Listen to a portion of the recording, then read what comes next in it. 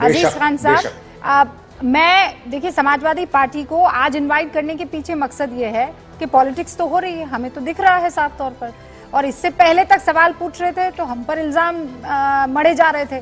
कल तो supreme court ने क्लियरली कह दिया, वही सवाल दीदी पर, दीदी की पुलिस पर सीधे तौर पर उठाया कि 30 साल के करियर में हमने ऐसा नहीं देखा है। किसको बचाने की कोशिश हो रही है? देखिए रूबिका जी, मैं कह रहा हूं कि जो ये जघन्य हत्या हुआ है, उस राक्षस ने जो ये हत्या किया है, इस पर कोई राजनीति नहीं कर सकता और राजनीति करनी भी नहीं चाहिए, क्योंकि ऐसे लोग इंसान नहीं होते, वो जानवर होते, वैसी जानवर। तो वैसी जानवर के लिए कौन राजनीति करेगा और कौन हमदर्दी करेगा?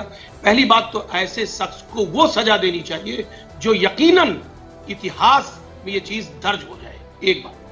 दूसरी बात, देखिए समाजवादी पार्टी कभी भी बहनों के ऊपर जब भी अत्याचार हुआ है, बेटियों पर जब भी अत्याचार हुआ है, समाजवादी पार्टी ने कभी उस पर राजनीति नहीं किया।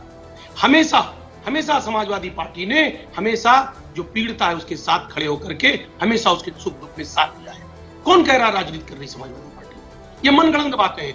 हमेशा अभी बंगाल में इतना बड़ा इशू हुआ है, हमारे तमाम नेताओं ने हमेशा सवाल खड़ा किया, ये बात कहा कि जिस तरह वहां पर राजनीति बीजेपी कर रही है, भाई हत्या हुआ है, क्या ममता जी नहीं चाहेंगी कि उस बिटिया को न्याय मिले?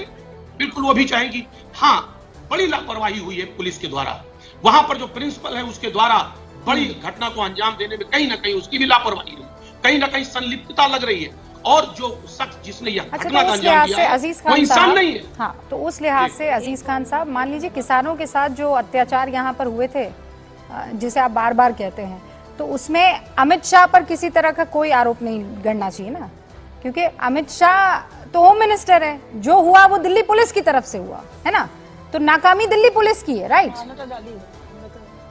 देखिए रूबिका जी, वही तो मैं कह रहा हूँ कि पूरी बात कंप्लीट होने दीजिए। नहीं, पहले मेरे सवाल का फिर कंप्लीट कर दीजिएगा। आप कह रहे हैं ममता बनर्जी की कोई रिस्पॉन्सिबिलिटी नहीं है, तो मैं आपसे रिवर्स क्वेश्चन पूछ रही हूँ सर। तो इस लिहाज से अमित शाह की कोई रिस्पॉन्सिबिलिटी नहीं होती, क्योंकि उनके अंडर पुलिस आती है, दिल्ली की होम मिनिस्टर है ना? उस लिहाज से मणिपुर, जिस पर आप लगातार सवाल खड़े करते रहे हैं, वहां का सीएम भी इस लिहाज से तो रिस्पॉन्सिबल नहीं होता है ना? वो जिन लोगों ने किया है वो रिस्पॉन्सिबल हो जाता है। अरे someone has to take the responsibility ना अजीज खान साहब। सुनिए ना क्यों बचा रहे ममता दीदी को आप? नहीं, बिल्कुल नहीं बचा रहे, बिल्कुल नहीं बचा रहे। हम मांग कर रहे हैं ममता जी से कि इस पे निष्पक्ष होकर के पूरी तरह से इसके इन्वेस्टिगेशन हो, उसमें सहयोग करे वहां की सरकार। ये कतई नहीं, हम वो लोग नहीं है कि जब घटना महाराष्ट्र में होती तो हम दूसरी बात करने लगते हैं, उत्तराखंड में कोई बात होती है तो हम दूसरी बात करने लगते हैं। हम वो लोग नहीं है, हम ये बिल्कुल कतई राजनीति की बात नहीं करते। आपको याद नहीं है अयोध्या, आपको याद दिला दूं क्या मैं? हाँ, याद दिला दूं आपको, एक जो केसेस है, आप ही के पार्टी से ताल्लुक रखने वाले लोग हैं ना, उनको आप कैसे बचा रहे हैं आपको पता है ना? यहाँ पर बात कर देना इज अ डिफरेंट थिंग, और सवाल खड़े करना कि नहीं, क्यों आप लोगों ने कहा कि नहीं कहा कि डीएनए टेस्ट होना चाहिए? क्यों होना चाहिए उसका डीएनए टेस्ट? अब मुझे मौका दे, ये बताइए रूबिका जी, आप देश की बड़ी पत्रकार हैं, आप नहीं चाहेंगी क्या किसी भी केस का इन्वेस्टिगेशन हो? जांच से आप भागना चाहती है? जांच होना क्या बुराई है और जांच की मांग करना क्या बुराई है? जांच इसलिए डीएनए, आज से पहले तो आपने नहीं बोला। मैं फिर कह रहा हूँ, नहीं मुझे बताइए, हाथरस के केस में कब आपने डीएनए की मांग की?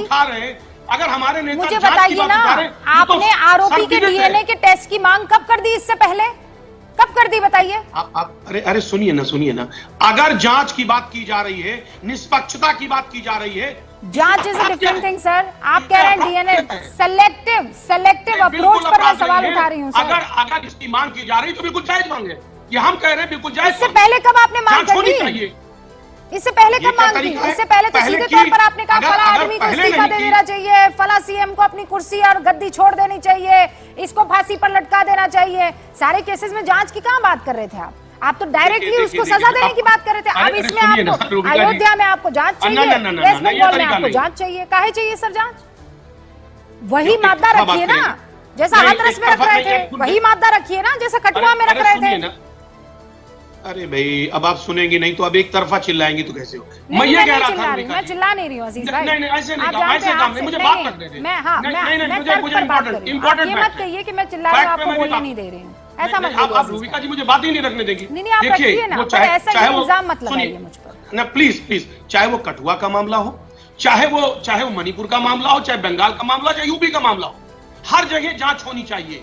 और ये सर्वविदित है, ये लोकतंत्र है और हर शख्स को राइट है कि जब भी कोई ऐसी घटना हो जिस पर आरोप लगाया जाए, कहीं ना कहीं उसका जांच होना चाहिए। ओके, बिल्कुल, सारे कोर्ट कचहरी खुद हो जाएंगे, पुलिस कोर्ट हो जाएगी, क्या जांच नहीं होना चाहिए? ठीक है, इसमें बुराई क्या है जांच करने की बात? एब्सोल्युटली क्लियर है खान साहब, कि ये वो तो मानेंगे ना आप, संदीप घोष जो एफआईआर दर्ज नहीं करा रहा था, सबूतों के साथ छेड़छाड़, तोड़फोड़, रेनोवेशन, 7,000 की मॉब घुस जाती है।